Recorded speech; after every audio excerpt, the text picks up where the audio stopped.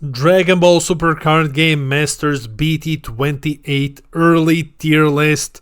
Yeah, let's get some initial impressions out. What's going on, guys? This is Damien from The Lookout, and today I'm going over my initial impressions early tier list because I got a lot of questions like, hey, where do you think this is, right? So we will only be looking at the archetypes. We're not looking at the entire metagame. And we'll just see like what goes where and such. So like I've said, very initial tier list. But before we begin, huge shout out to the Coffee Club, our lovely patrons. These are $2 and up patrons, the best coffee. They keep this crazy content right going. And guys, thanks out for your support. If you wish to join the Coffee Club, link to a patron is in the description below. And I think that's about everything. Roll the video. Alright, it is time for a new tier list, so let's quickly explain things, right? This is very early on tier list, so this will probably change by the time we actually get to like the week of the release. Because around the week of the release, we will do the archetypes again and we will do the entire metagame, right? Because there will be a lot more testing done by then. These are like my initial impressions. I've got a couple of questions. Is like, hey, what do you think this tier, that tier? So I figured, hey, tier lists are fun to do. Let's just do like initial impressions one. So let's start with explaining things, right? Tier 0 OP should be banned. It's the one that you cannot see because it doesn't matter. Nothing goes there. Tier 1 meta defining, what I believe will be the decks which I believe have potential to be meta defining in the upcoming BT28 metagame, right? These are just archetypes in isolation. Tier 2 competitive, so okay, these decks, you know, they're the second best choice. Strong decks will be topping. Meta defining almost guarantees that you will be topping the event, depending, of course, player size and everything else. Competitive have a very good shot at topping. Tier 3 rogue, we might see them top here and there if someone really dedicates to playing them. So, you know, they are your third pick for an event. They can win based on surprise factor, so they do have a couple of cool things here and there. They will be taking a couple of slices of the pie chart, right? So these are the rogue decks. Tier 4 locals, you will probably just be playing these at locals, right? And for a million times, as I always say with these tier lists, being in locals doesn't mean that a deck is bad. It just means that it doesn't have, in my opinion, potential to top. And some of the most fun decks in the game are in locals. A tier 5 trash, that's pretty self-explanatory, and tier 6 Tova token tier, and nothing goes here. That's a big win when nothing goes into the Tova token tier. So let's start off with what I consider one of the worst archetypes in BT28, the one that's like surprisingly fucking bad, and that is Flip Gohan. Yeah, so anyone who read Flip Gohan might have noticed that this deck has one thing going for it. It can draw a lot. It can really draw a lot. So because it redirects and activate battle is not once per turn, you will be drawing a bunch of cards. That's immediately promising. It might remind you of, let's say, Icarus, for example, because it's like a young Gohan again, right? You're drawing a lot of cards and then you're just trying to play like some good Gohan, good red things, right? The problem with Flip Gohan is that the archetype is complete ass. The archetype is just awful, and there are no good cards that you can use with your leader in generic red. So Vegeta's it was Vegeta, right? Yeah, Vegeta's, Krillin's, Gohan's, or Namekian's, right? There aren't really any good ones in red that you can use with the leader. So you're playing a very poorly made archetype. A very poor archetype to draw a lot of cards and then to do what? To tell me like, okay, so the idea is I draw a lot, and I play red good stuff. That's how we do it, right? You draw a ton, and then you play your Beast Gohans, your barrier blockers, your androids, everything else, that basically SS4, Vegito, and all of that jazz, right? The problem is that all of the cards that I have just mentioned work infinitely better literally anywhere else. Like anywhere else. Except in Gohan.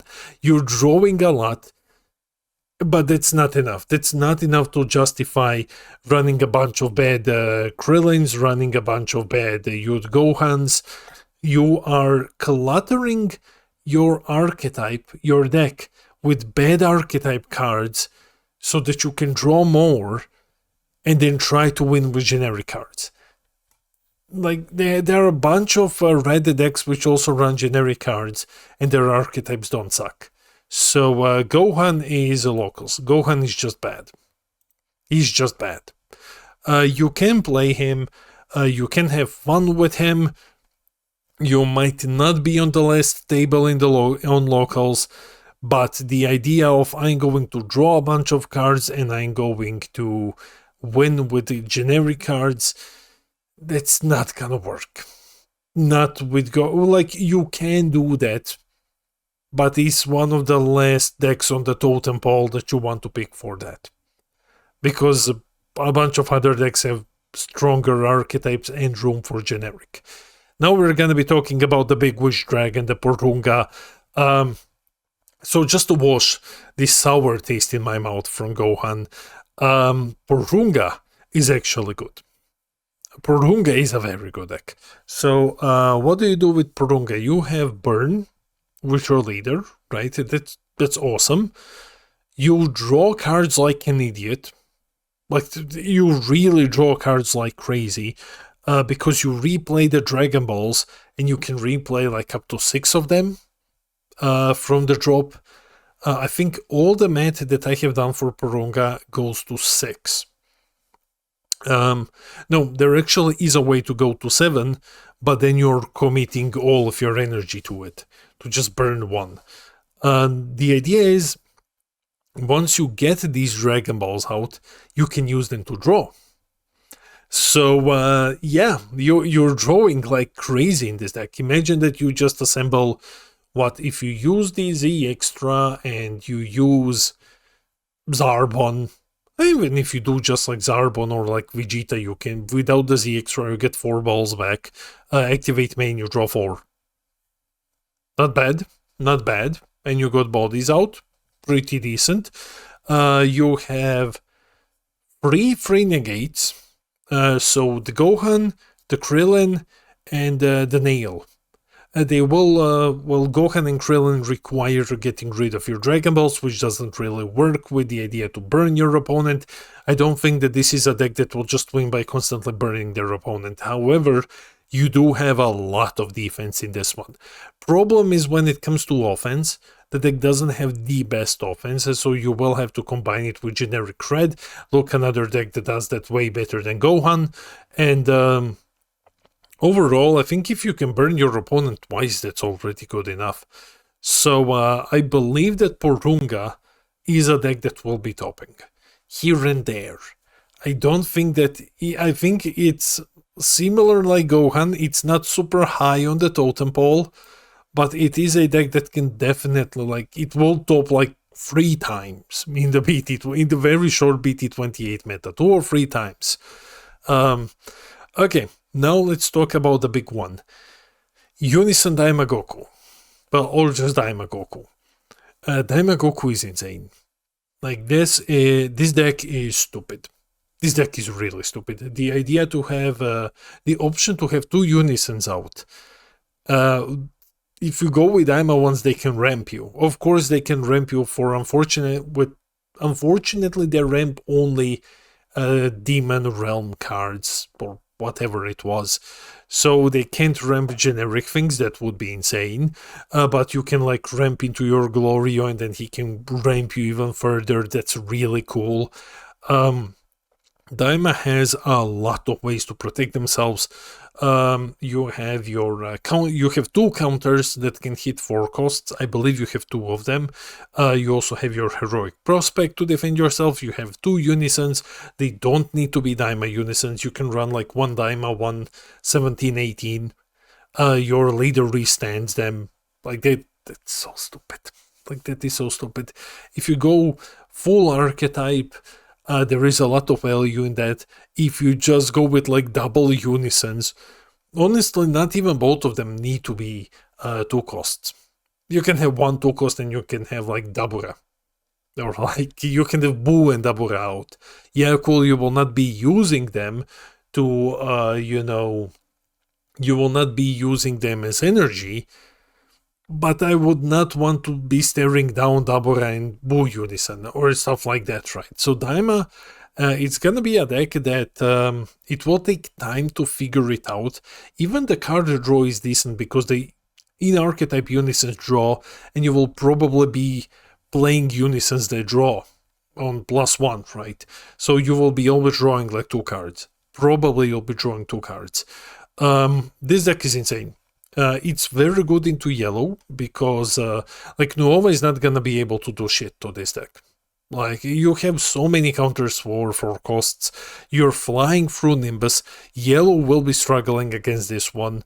Green not as much, but yeah, green has ways to get out of unisons and to remove them and such. But yellow, which is in a pretty dominant position, at least when it comes to Nuova, is going to have some struggles with this one. I think this is going to be among the best blue decks in the game in the following metagame. This one is going to be meta-defining. The one that's not going to be meta-defining, the one that is kind of ass, is Arinsu. No. I'm not buying it, I'm sorry. I don't think there's anything here. I went through cards so many times. And this is pre a lot of testing, right? So I went through cards so many times. And I just don't see it. The 3 costs are bad. The 6 costs are fine. Like your main things are kind of like fine. And that's basically it, yeah, sure, you can draw with your 6 costs. Okay, you pitch a card, you play them, you draw. That's not plussing in hand, unfortunately. You do have your ability to restand energy, and that's all cool. The problem is that, you have your Tamagamis, you have your King Omas, and all of that. It wants to be a blue aggressive deck. The problem is that there are other decks that do blue aggro better. Like, it's similar to Gohan, right? It is, blue aggro is niche. And this is on at the bottom of the totem pole of niche. So, it's not that you will never top with this. I would not be shocked if there's, like, in a smaller region, someone tops with this. Or not necessarily a smaller region, a smaller event. Like 30-ish people or less. We've had events, unfortunately, with less, and someone randomly tops with this. I would not be shocked. But I don't think that this is a deck that you should be taking to events. If you want to play blue aggro, you play like Freehan. Oh, it's like Arinsu, except he draws a lot more. You play Boo, who also draws a lot more, and has can pivot to later aggro when he wants to. You can even play Skillless Gohan. There are so many decks that you can say, like, okay, I would rather play this than play Arinsu. So I don't think that the cards in the deck are necessarily bad. Well, they kind of are. They're good for the cost, somewhat, with effects and everything. It's just like there's nothing really here. Like, it's really hard to justify playing the deck. So I'm gonna put her into locals. I can be a bit brief now when it comes to green decks. I think both of these are good. I think both green decks are good. It is cool to see Alliance, and I think Alliance is going to be very, very strong. It is cool to see TN, though I would argue that this is not a reboot of a popular leaders But maybe Bandai was thinking, TN does multi-form, so it is leaders in plural. And by popular, well, it's a deck that no one really managed to make work, and it kind of worked better with Hirudegarn. So if the definition of popular is trying to make a deck work, okay, cool. However, I'm going to be brief and I'm going to be talking about both of them at the same time because both of them go into the same category. Alliance Chi-Chi is one that I'm most struggling with because I'm really not that good at Alliance. But from what I have read with cards, it's very good. It has some cool promos that you can put in there. There's like the Goku Chi-Chi, right? That's pretty cool. So I think this deck is going to be sweet. The new Earthling Negate is also very fun. You have now TN. TN can go into hand destruction, and I do want to see that. TN has like his cheap activate battle tricks, and he has his tokens and all of that. All of that is fine. Like there is nothing that's bad here or anything, right? However, they both share the same crippling issue. They're Earthlings. So they're not Green Saiyans. And that's the biggest problem that both of them have. They don't even have... it's different with Bulma. Bulma is an Earthling, but Bulma has Goku on the other side, so she can use uneasing. Same with Turtle School. These are just Earthlings. And that means the defense is a bit crippled, even with the newest Earthling Negate, right? So I can't put them higher than Rogue. I think both of them will show up in some topping, somewhere. I think they are a pick that you can take to the event and that you might be able to top. But you need to be aware that these are not Saiyans. So defense is going to be difficult. Defense is going to be a bit difficult. Now we have the good ones, pretty much, right? We're just left with the good ones. Great Saiyaman is looking very strong. Out of the two decks, Saiyaman and Vegito, Saiyaman is the better one. I think Saiyaman is by far the better one. He draws a decent amount. He can cheat in the heroic cards, basically, so you draw from heroic keyword and stuff like that. That's cool. The package, there are like some skill negations here. The package is pretty decent. It's a big archetype. It's definitely a big archetype. The boss monster is really cool. So where do we really go with this one? Well, he draws a lot. That's like the best thing that he can do. Draw a lot. Heroic, strong keyword, has support. Very old support. Other than that, there's not like that much support from the previous sets for this one. However, I think that Saiyaman is better than Vegito. Now you will disagree with me, absolutely. You'll be like, Damien, you might be crazy, but I honestly don't think that Vegito is that good. So Saiyaman, in my opinion, is better. So let's wage them like one next to the other, right? So Saiyaman might be incompetitive. Like, I need to test him out more. But again, he's going to suffer from the same issue as a lot of these other decks. It's like, why would you play this over blah blah blah?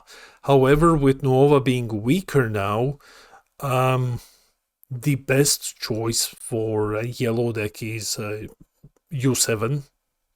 Brawl is gonna be maybe a bit less played because of the fear that Belmod can just ruin you with his energy negates, right?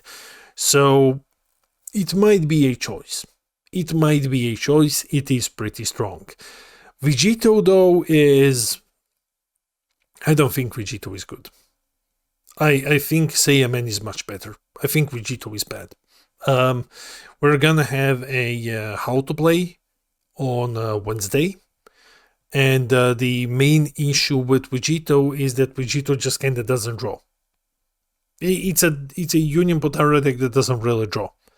It's super linear. It doesn't have a big hand size. It has like cool effects, but it's like pretty much it. I'll say this in the video as well.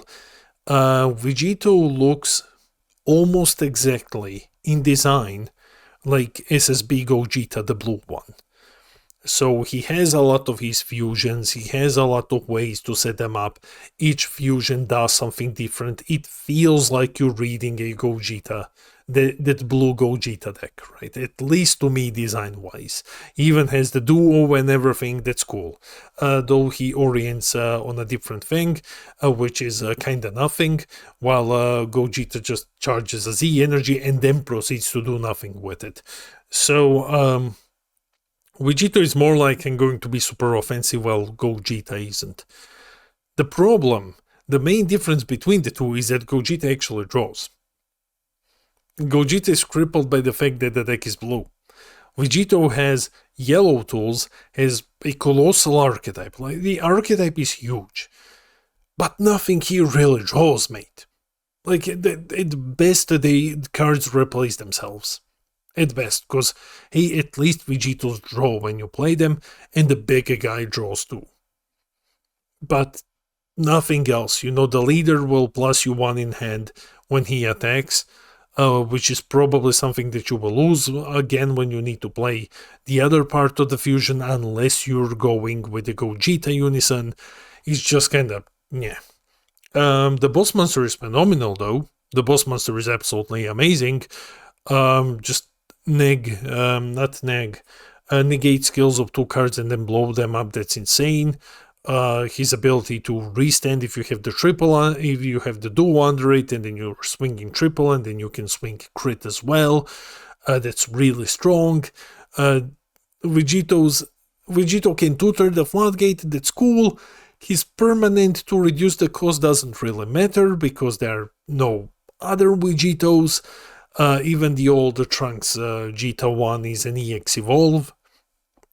Or just Evolve, I can't remember anymore. So, I'm sorry, I don't think Vegito is good. He's better than locals. He's like in Rogue, solely held by the fact that he's a yellow deck. He's better than locals. Now let's talk about the actually good ones. And all 3 of these are good. All 3 of these are very, very good. U7, Belmod, and Beerus. I love these ones. So, let's start with U7. Guide coming out today. Or it's already out. I don't know when is this video coming out exactly. So, before or after what. Anyway, U7, super strong. Stupid strong when it comes to offense. Defense, non-existent. Offense, super strong. You have your leader that can be huge, like 35k plus leader. You can swing with 40k double strikers twice. You draw a solid amount of cards. You do draw a very solid amount of cards. Defense, like I've said, non-existent. Protection on cards, non-existent. The only protection that you have is hidden mode. Also, everything is small. So every I will hit a 4-cost counterplay on Earth is going to hit your cards. Nothing costs more than 4. I think nothing costs more than 4. Like, there is the Beerus. And the SER and the barrier blocker. Everything else is small. So this Goku, he will be strong very initially. He'll be very strong. And then decks will pivot with counterplays and they will start slapping him around. So, yeah. He is kind of one-trick pony. He's kind of like, you have to negate Vegeta and you have to negate the leader. So if you have like a barrier blocker on field that can stop one attack, and then you just have a negate for the other, you're cool.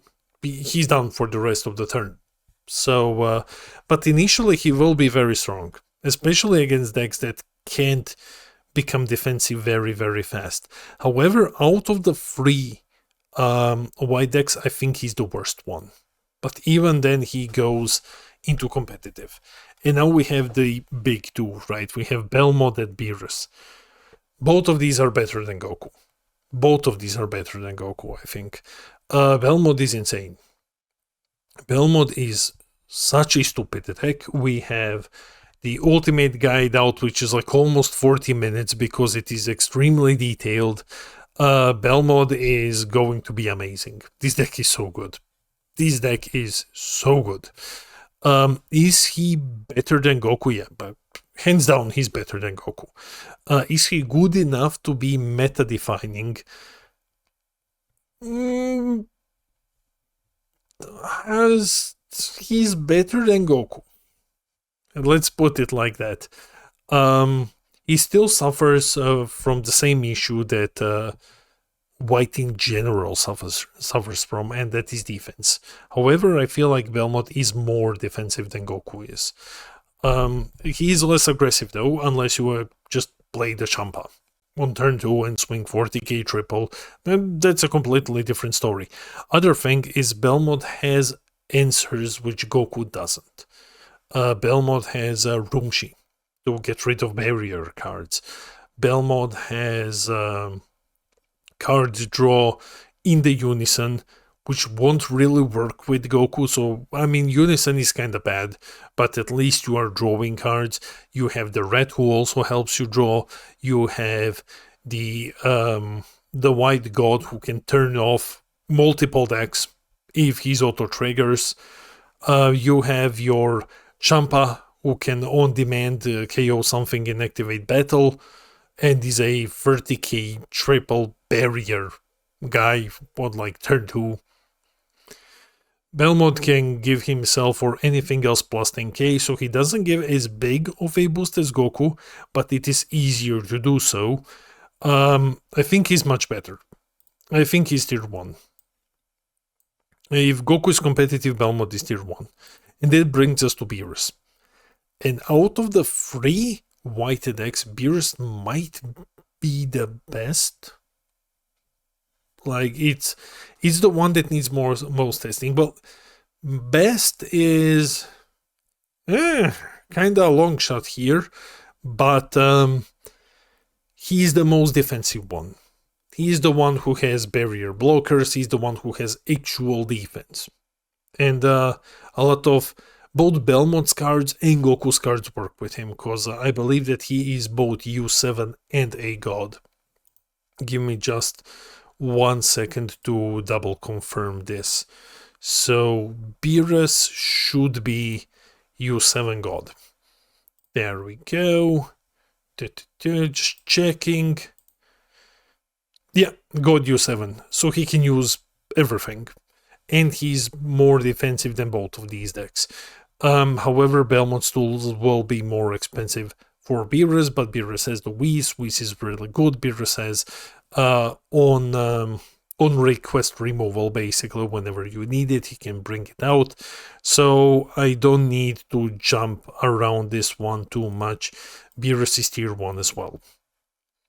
Beerus is definitely tier 1. So this is my very, very early tier list. I don't think that it will be changing much in a couple of weeks. And then after that we will have the big, right, like archetype and everything. But just like potential-wise, meta-defining, Daimma is really good. Belmod is amazing. Beerus is amazing. Competitive, I think great Saiyaman, solely because he's better than Vegito.